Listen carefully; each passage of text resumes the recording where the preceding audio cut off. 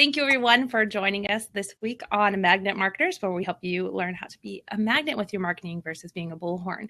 This week, we're talking about search engine optimization, how to master local search engine optimization. And I am excited to have with me back. She was with us before with Magnet Marketers. Yay!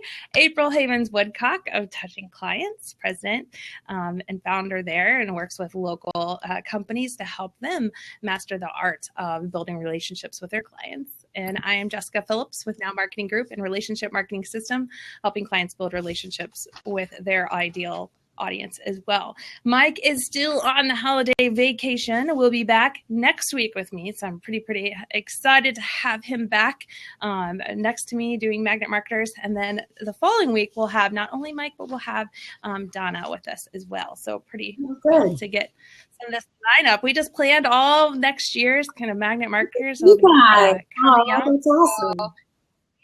We're getting excited. We got some good content. So thank you guys that have been following us for a while. We have even more awesome content that's going to be coming out in 2016. So hopefully you guys will stick with us. So this week, though, local SEO. I can't even tell you how many times this topic comes up, search engine optimization, but for the local audience, the people that are really trying to attract, people within a certain demographic from their business. And it's a little bit different than when you're just trying to target everyone everywhere. When you have that local mom and pop shop or, just the shop that you really have a niche market that you're trying to attract, it's not a completely different ball game, but a more tuned in ball game when it comes to search engine optimization. And I know, April, you work with clients like this all the time, right? We do. Yeah, we help with local SEO. And it definitely, the big thing with any of this online stuff, it changes all the time. So I feel like, especially as an agency looking at the new year, we're looking at the latest trends, making sure that we're on target to help our clients and serve them and with the local SEO. Yeah. Because it does change. The Google algorithm's always changing, 1. 2, the social platforms are changing. So that's something to keep up on. But 3, just overall people are changing where they're tuning in and spending their time. They may be on one platform one day, but then start, noticing other like Blab here today and spending their time there. So you have to be where the eyeballs are. Absolutely. But let's dive into some actionable tips and just what we know about local SEO to help people really get ahead of the curve in 2016 when they start doing it. I want to kick it off with the very, very first thing that you need to do for if you're looking to improve or just get starting with local search engine optimization is doing an audit.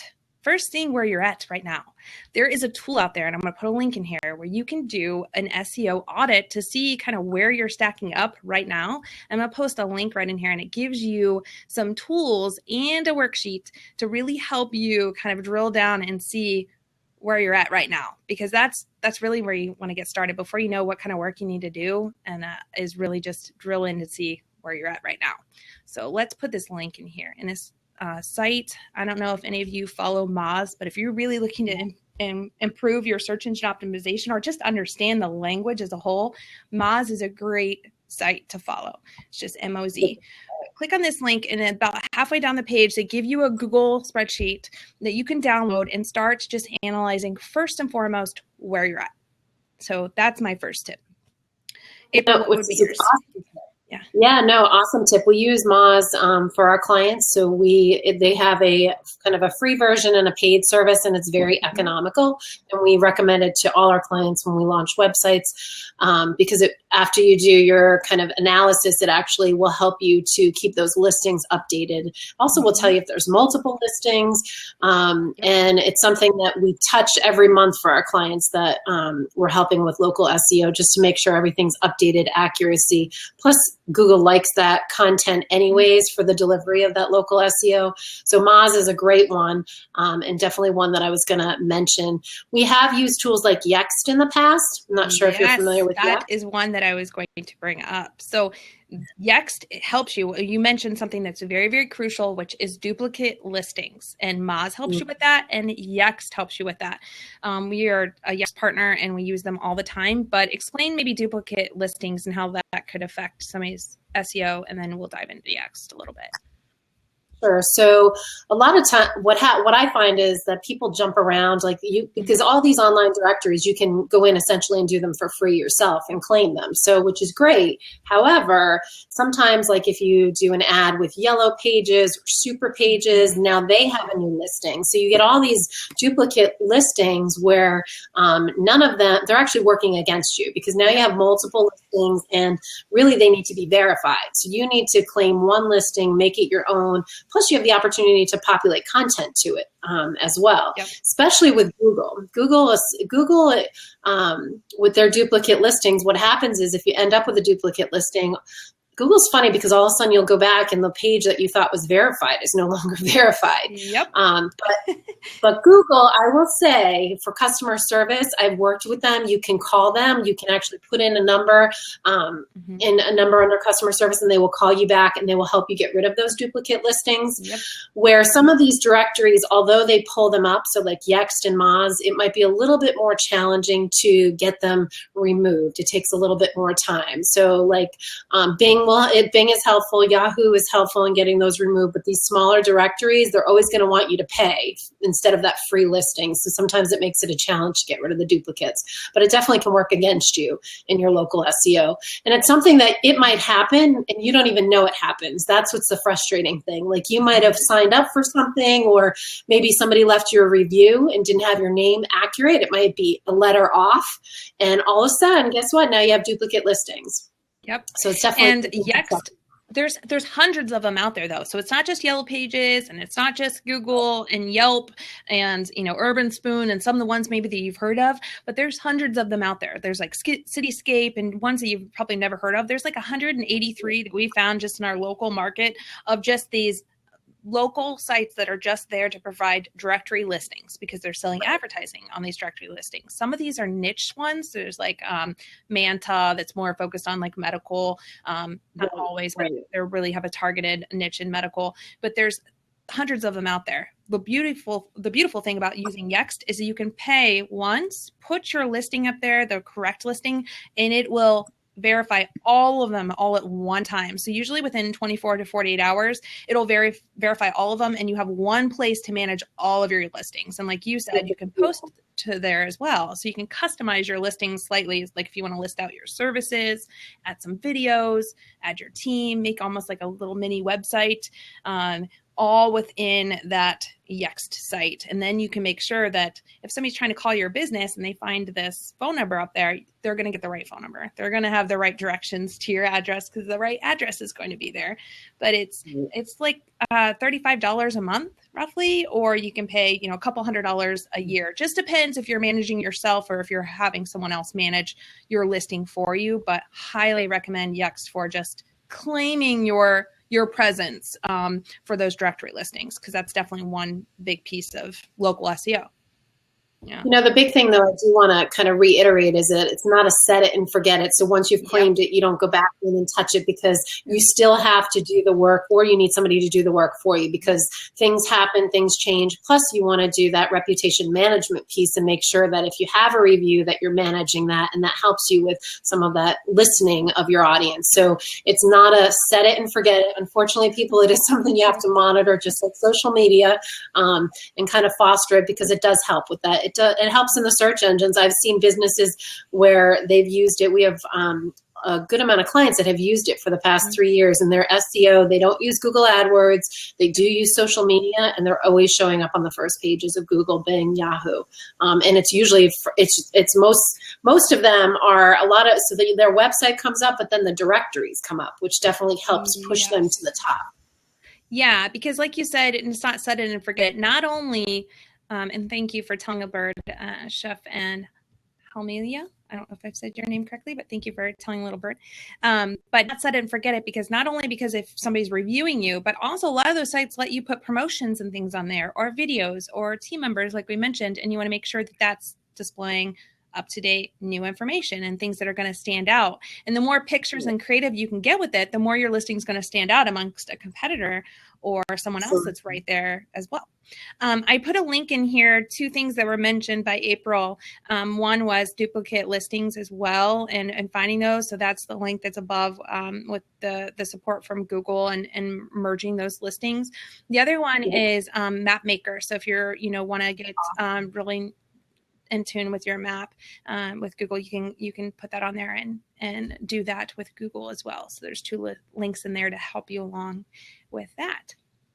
Google Map Maker is really great, especially if you're a local Main Street location. So if you have a physical address, you definitely want to look at that Google Map Maker link, because I discovered it probably more recently. My husband he's my partner and he does the SEO thing, but I happened to stumble across and he was like, oh yeah, I'm using that. You never heard of that? And I was like, no, but now that puts your little red dot on the map and kind of confirms it. So definitely, if you are a local Main Street location, look at that Google Map Maker link. Mentioned social media. Claiming your pages is the first step to local SEO. Claiming your Yext listings, your social media pages. Facebook now lets you, claim your listing too and get that little check that's verified. And that way people can check in when they're there.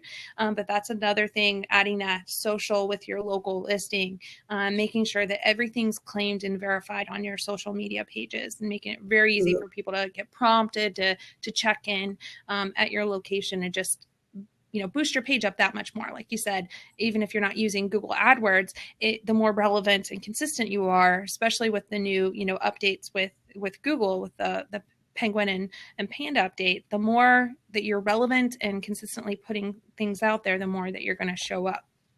Sure. So claiming it definitely is definitely going to help that. Claiming your Google My Business, you can literally go to google.com/ I think it's business. I think it's that simple. And claim your business. Yes, it is. I'll put the link in here. Google.com/business. And you can claim your Google business page. They usually will make it really simple to they'll call your office number and give you like a 4-digit PIN to put in. And if you answer the phone right when you're there, and you get that PIN, then you'll be able to claim that listing and start updating it there. If not, and they can't, they're not able to verify by phone, they'll send your office a postcard. Make sure you don't throw it away. It's either a postcard that's like perforated and has the number on the inside, or it'll actually be like a letter size that they'll mail you with the PIN that you can then verify your. Yep. Yeah. And then you can verify your page there, and it claims it, and you can see analytics, how much traffic has come to your page through the Google Maps listing, all that right there. So make sure you claim it. Hey, Logan, I see you popped in. Are you able to join us and pop in? Yay! He is here. Check him out. It's just so embarrassing, internet problems. Oh, God. Today's day and age, who would thought? We have Wi-Fi issues. Welcome, Logan, though. How are you? I'm doing well. Thanks for having me. I actually rode my bike to a co-working space to kind of like reconnect here. So sorry if I'm a little out of breath. Look at you. That's dedication, though. That is dedication. True. So welcome. I want to do just a quick introduction. No, you're perfectly fine. You're right on time. We were just talking about local listings and claiming your place on first claiming you on the local listing level for your search engine optimization and social, and then we're just diving into the meat where you'll have a lot to offer. So your introduction. Logan is a professional copywriter from Sacramento, very dedicated, will ride his bike for Blads. He works in web copy, content marketing, consulting, and his website is gamepointwriting.com, and a brand new entrepreneur, I might add. Thank you. Yes, 2 months in, going okay. Yes. But, wow, 2 months in and you still have hair on your head. Yeah, sort of. It's a couple gray ones every once in a while, But you've worked in the copywriting, copy editing space, I should say, and working in web copy for a while, though, and have a lot of information and a wealth of knowledge on what it takes to write good copy for search engine optimization. So I actually didn't even know that you'd started the business when I reached out to you and had seen that update there, and I was like, perfect. So I'm excited to have you on. Thanks for joining us. Thank you. Appreciate you having me. So diving into search engine optimization, like I said, we got into a good point here where we're talking about claiming your listings on Yext and Google My Business, claiming your social media listings. What's the next thing that a business should think about when they are getting started with maximizing and dominating their local search engine optimization? Yeah, definitely. The directories thing that you guys mentioned is just like crucial. I think a lot of people skip that step, and it's just verifying your business on Google. You guys are already kind of covering that. Then, of course, you need to get your site in order. And like as a copywriter, like I value a great headline and an attention-grabbing headline and all things like that.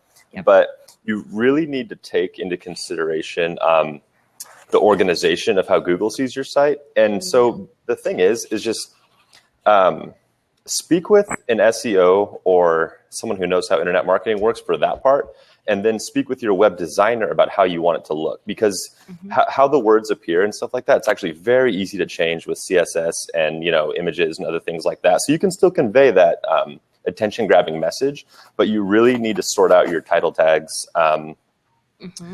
It's just so important. So Google sees, an H1, and then it knows to nest an H2, which is kind of like a subhead underneath that. So if you've got a storefront and, that's your primary business, or for some reason, appearing in local search is important to you, restaurants would be a really good use case for this. Identifying, letting Google know that your site is about pasta, but also about, delicious pasta in Sacramento, for example. Totally crucial. It's overlooked constantly. And this isn't to say that you need to stuff your website with kind of irrelevant city tags and things like that. But the point is just like let the Googlebot know kind of what you are and what you're doing. It's really more valuable than your attention grabbing headline in terms of how to properly title your site. And your H1s. Yeah.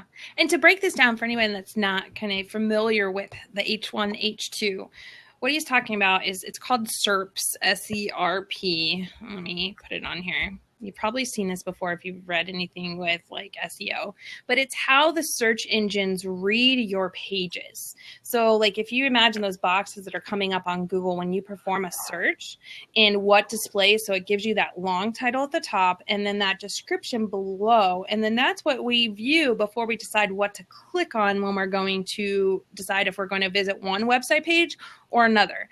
What Logan is talking about is when you're writing your website, that is not just automatically put in there. It could be, and it might not be what you want it to be when you're developing your website, but you should decide what you want that to say when people are going through your search engine. So that H1 header title should be the very first thing that they're seeing when they're going to that search engine, results page. And then that meta description is that the description that goes below that says, this is the summary of what this page is about. And then inside is the content, when you go to that page that you're writing to your audience. But that's the H1, the H2, what he's saying, the header descriptions and the meta descriptions are what you're telling the search engines. Here's how you should, if you're thinking about it like a filing cabinet, here's where you should file my site. And this is what it's about. This is a summary of that page site.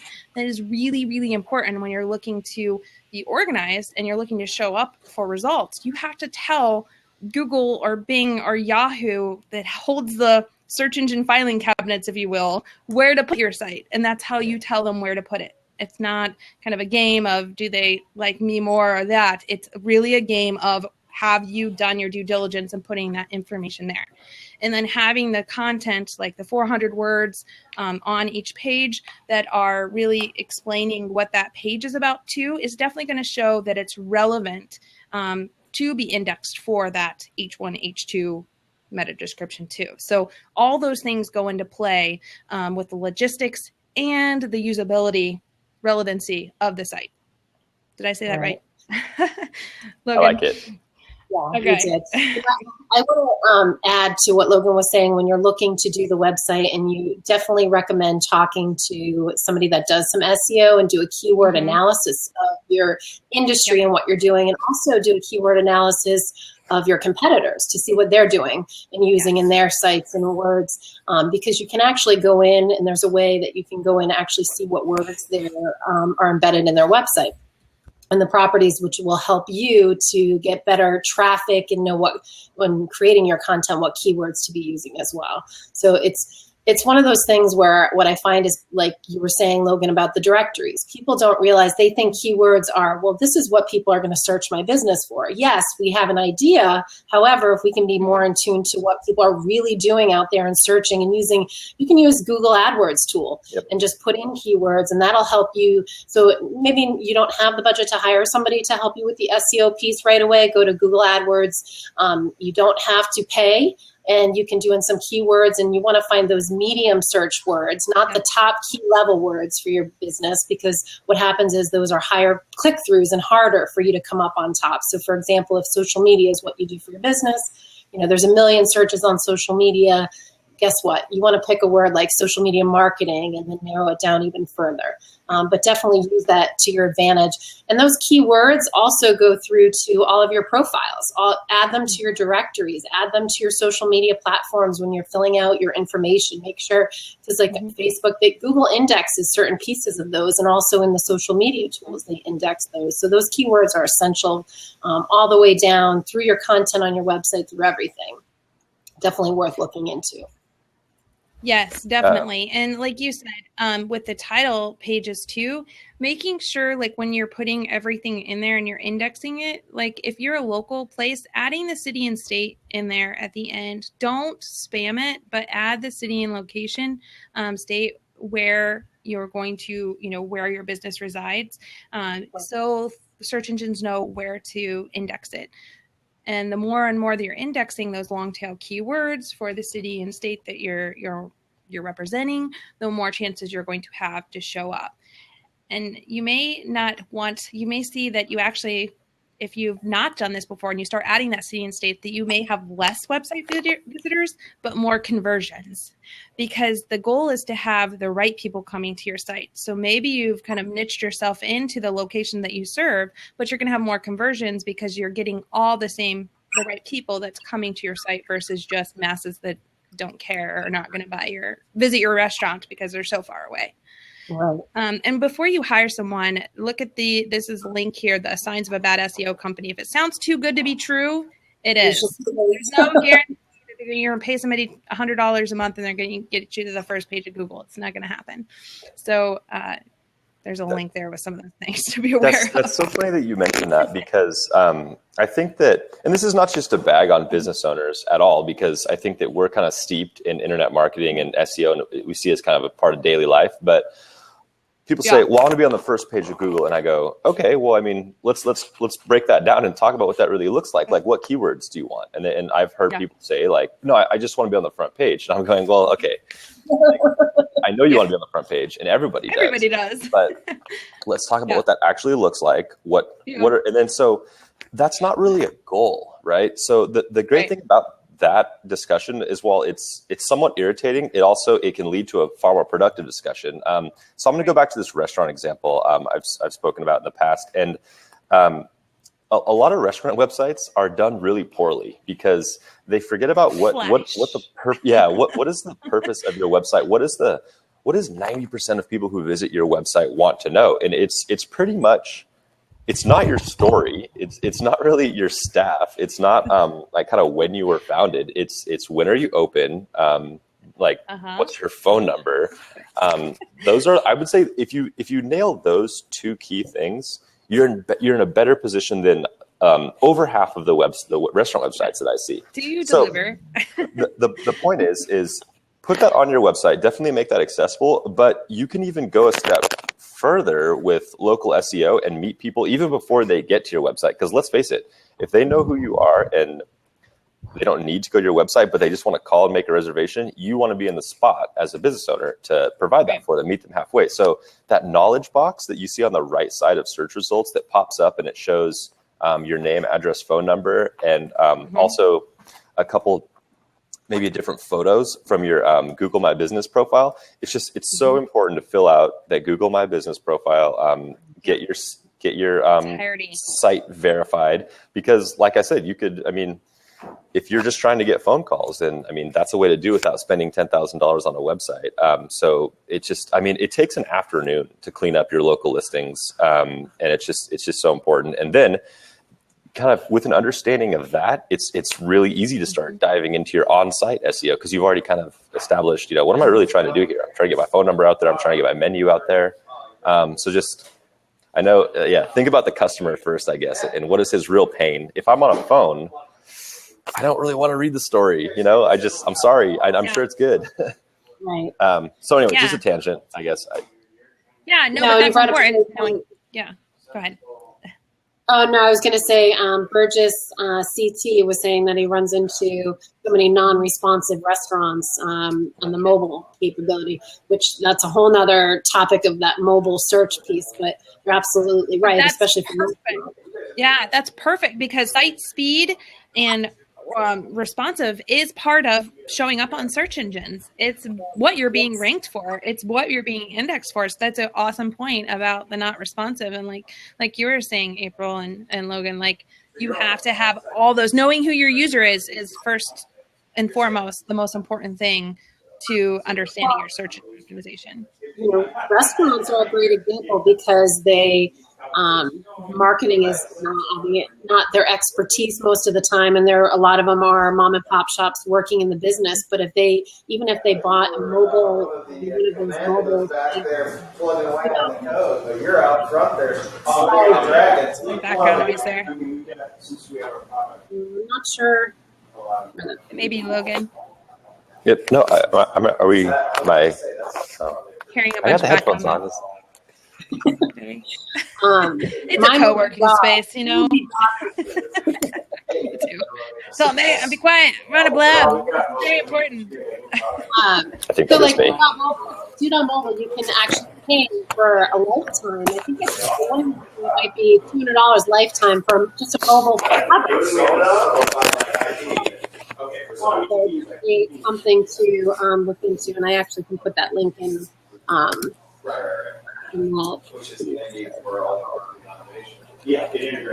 I'm muting you for a minute, Logan.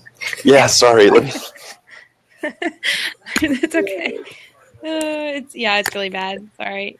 I just muted you. Just if I see your lips start moving, I'm muting you. Okay. So talking about usability, and April, I did not hear what you just said. No, I was just saying. I put a link. Mobile, you can do a lifetime mobile subscription for just a mobile front of a website. So if you don't have a website, that does pop in search, and it's just an easy option for you to have a presence online. Google likes that it's mobile responsive, so it can work. And you actually can use, you can put content in there with keyword descriptors too, which will help for your business as well. And yes, you mentioned SEO by Yoast. I see that. So that's on my list too. Yeah, go ahead. If you're going to talk about it. Well, no. So SEO by Yoast, if you are a WordPress user, we love SEO by Yoast.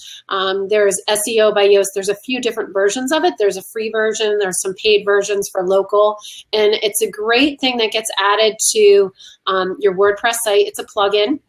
And what it does is it helps you with the keyword analysis with your meta tags. And it kind of gives you, how I look at SEO by Yoast, it's SEO for dummies kind of thing, because you can literally go in, put in some keywords on a blog post, on content on your page, and it's going to tell you where you are, relevancy, what you're missing, if you're missing it in your headers, if you have your pictures labeled accordingly, which pictures is a big thing for SEO. So make sure that when you're loading images onto your website, even in your emails, all of wherever your touch points are to your audience, that you're labeling your images accordingly, because a lot of times people don't realize, and they'll upload a JPEG and it's 1, 2, 3, 4, 5, but that's an opportunity. That image can show up, and that can also help with your SEO. But SEO by Yoast really is super easy to use. Anytime we use it on all of our WordPress sites. And when you add a blog post, you just go in, you put in your blog post, and then at the bottom, it actually, you can put in the keyword focus, and it'll pull up and tell you red light, green light, yellow light, and it will tell you where to go back and fix it. The key, though, is that you really do want to have very specific keywords that you're using, because I've seen where people use these tools and they'll put, something very general. So you want to be as specific as you can, but general enough where it's going to work to your advantage that you're getting the SEO back to your website. How do you use SEO? I've used SEO Yoast quite a bit. I love trying to turn those to green. It is a fun game. So I was telling Logan over here, but you put it in, it does give you a sneak peek into how the search engines are, reading your website. However, don't get obsessed with just turning it green. Think about the user first, because there's some pages where it's just not going to turn green. It's not like you're not going to get that all green, because you're writing your meta description for the people that are going to be reading it. And it may sound better to write it in the way for the user versus the way for the search engine. So definitely keep search engines in mind, but your user should always come first. So making sure that your content is written definitely for them first and what's going to make sense, and still have the strategy with search engines, of course, but making sure the user is the very first concern, and the person that's visiting your site over turning that button green. Because it's easy to get obsessed when you get those like 2 yellows and you're like, but why? It's so perfect. This meta description, would you turn green? And it's free, like you mentioned, it is free. They do have a paid version of it, but it's a great way to get started, especially if you're doing, search engine optimization on your own, or, you're trying to cut down cost versus hiring an SEO firm. Use SEO Yoast. It does give you a huge sneak peek into how your website's being viewed by the search engines. Another one that we haven't mentioned on here is Google Webmasters tools. But, once you have your site, up, you've claimed all your listings, you have your good content on your site, you've thought about the usability with site speed, responsive design, the content, the photos that are being on there, and making sure that your alt text and all of those bases are covered. Make sure you also have your site registered on Google Webmasters tools. So if anything happens, and this is just google.com/webmasters, and I'll put it in here. If anything happens with your site, whether maybe even if you're potentially getting attacked, or you're getting cited by Google for something, maybe there's duplicate content out there on the web, or something happens, you'll know about it. This is also where you turn in your sitemap to Google and can register it, and you can test your site speed and how Google's viewing your website. It's huge insight. It's all for free by Google. So it's google.com/webmasters. Hey, how does that sound? Yes. Better? Hey, you're all quiet and clear and stuff. Yeah. Hi, Jed. How are you, by the way? So many good points about Jessica turning the green bullet. Like, don't get obsessed with it, but I mean, it's a good starting point for on-page SEO. The one thing about the meta descriptions are a funny thing, because it's a meta description. You want to have your keyword in it, but it's not as much of a ranking factor. Does that sound okay?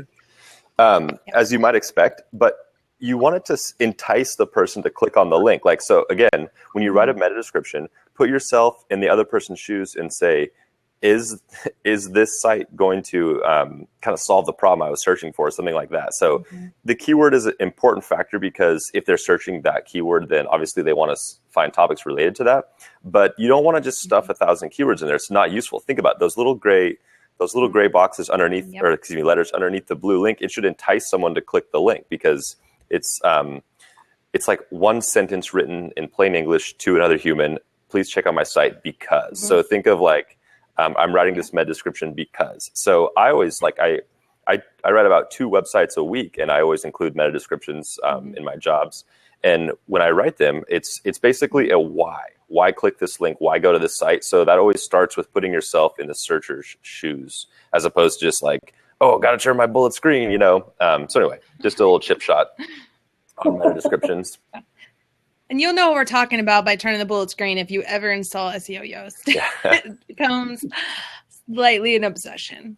Just saying. Want to throw, this is a little bit, I wouldn't say off topic, but it's maybe you guys might have already covered this. But all these things about on-page SEO is things to understand is that pages rank for keywords, not websites. So there's definitely a thing called domain authority, and you can build that various ways that has nothing to do with kind of on-page stuff. That's like more of like your backlinking and, things like that.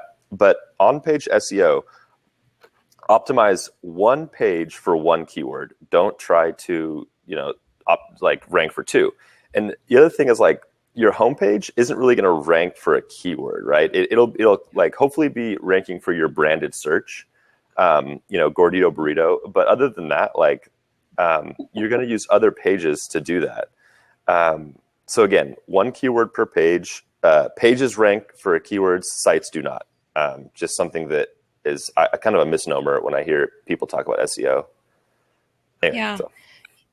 No, and just on why this matters, I just read this stat, and I'm kind of a stats nerd too, but I want to make sure I get it right. But 44% of all online shoppers begin by first using a search engine.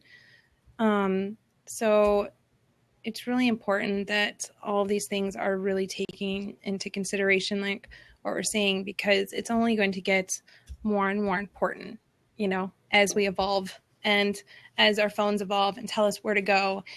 Call it the social, local, mobile, evolution of how we're shopping. We're searching, we're looking for local places, and we're all doing it on our, mobile devices. And we're being targeted now based on where we're at, using our mobile devices. So the more that you can get ahead of the game now, the better off you're going to be in the future as this evolves. And thinking of it too with like what you were saying with indexing pages, Logan, for individuals, thinking of this too, if you don't have a lot of pages to maybe your website of what people are going to want from you, maybe they do just want your phone number, or, your menu or whatever, but you can still create another form of content and adding value with a blog on your website that'll always continue to update and add and re-index you each time in the search engine to keep growing your number.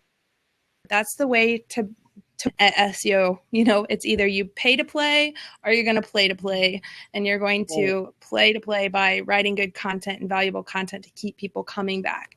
So either buy the ads or do the work. That's your one of two options if you want to win. Yep. And that's the only way you're going to get the first page of Google, right, Logan? Yeah. Clients are asking you for it. Your door too, because as you're developing your website and because of the way that the pages are indexed, you really want to make sure that wherever someone lands on your page, that you have enough information that they can get in touch with you. So you're, that your header, you have your phone number, you have an email sign up, not just on your contact page, but you have clear call to actions on your sidebars, and making sure those pages, people can immediately identify what you do beyond just what your blog is, that there's some kind of call to action there as well. Great point. Yeah. Yeah, we did a blog just recently. If your website does not have these items, you're missing out. It's like a regular encyclopedia. I love it. She's always has these links ready to go, and like, oh, we did the blog. I read this. So we have a stat. Kind of. I love it. Drink our own Kool-Aid, if you will, sometimes. But, you write a book just from your blog information. There we go. Yeah, that's why we do it. So we always have these answers in the back pocket. Oh yeah, we did that research already. But, so if I had to just kind of leave a closing thought for on-page SEO is, this is kind of mirroring some things that have already been said, but start with your keyword research. Look for medium to long tail words, just like April said. Mm-hmm. That makes a huge difference. That could be a difference between 50 site visits per month and 1,000 just by choosing the right keywords. And that's assuming, to step 2 is implement those on page through your title tags, your H1s, and even go all the way down to like kind of H2. So if you select the right keywords and do your on-page SEO correctly, that's something that if you have a WordPress site as a business owner, you can actually do yourself. And again, it'll take an afternoon. So worth it in the long run, because all those other SEO activities that are a little bit more advanced are going to kind of be putting the cart before the horse if you don't have your on-page stuff locked down. So if you can just walk away with those two things, you'll be in a good position to talk with someone for more advanced tactics if you need to. Good advice. Hey, Logan, as we're wrapping up, will you put your link so people can follow you in the comments here? So people can connect with you and talk to you about content and SEO later on. Absolutely. And April, what would you leave as your finishing thoughts for people looking to get master local SEO. And while April is answering this, if anyone has any questions, please feel free to post a question and we'll answer it as she's when she's done. I think that as with anything, it can be overwhelming. And I think that a lot of the tools that we mentioned, like Moz Local has a great blog and very easy step-by-step tools for you to be able to do it yourself. And also, watch out for, so I would recommend following that blog definitely. There's some other ones that are great, but I personally always refer, especially the do-it-yourselfers, to start there because of the guides that they offer.